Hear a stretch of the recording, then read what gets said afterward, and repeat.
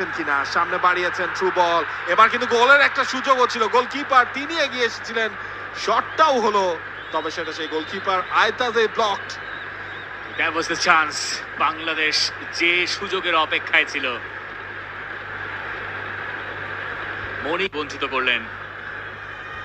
এগিয়ে এসে মনিকার জন্য কাজটা বেজায় কঠিন করে তুললেন, কিন্তু এই ধরনের আক্রমণের ধারাবাহিকতা বাংলাদেশ যদি চালাতে পারে, যেটা এখন খুব বেশি সম্ভব বলেই মনে হচ্ছে, ইনফ্যাক্ট ম্যাচের শুরু থেকেই মনে হচ্ছিল, তাহলে বাংলাদেশের জন্য গোল করা অসম্ভব হয়তো নয়। দেখুন মনিকা, তবে ম্যাচের তো কেবলমাত্র আধ ঘন্টা গেছে, আরো 1 ঘন্টা সময় বাকি। এই অ্যাপ্রোচ গুলো, এই ট্রানজিশনাল মুভ গুলো, কর্নার কিক, স্বপ্না তিনি নিচ্ছেন এই সাইড থেকে, স্বপ্নার কর্নার, এবং সেটা একভাবে ক্লিয়ার হলো, যদিও এরপর ও মাই গড, নাম্বার 8 মারিয়া মান্দা, তার গোল বাংলাদেশের ম্যাচে সমতায় আসা।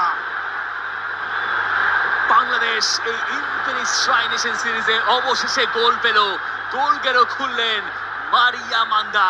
What a strike! বা পায়ে শটটা নিয়েছিলেন, আজারবাইজানের ডিফেন্ডাররা তাকিয়ে তাকিয়ে দেখেছেন, ওই বল ক্লিয়ার করার সাধ্য তাদের নাই, এবং স্বস্তি ফিরে এসে জাতীয় স্টেডিয়ামে আর ঠায় দাঁড়িয়ে আছেন আজারবাইজান গোলকিপার। বাংলাদেশের গোলের সূচনার কাছে দিলেন, এবং সেখান থেকে মারিয়া মান্দা একবারও ভাবলেন না পরের দায়িত্বটা তার কি। তিনি দেখলেন বল তার কাছে এসে, তিনি জানতেন, তিনি মাইন্ডসেট করে রেখেছিলেন, এবং ওখান থেকে টপ কর্নারে বল জাল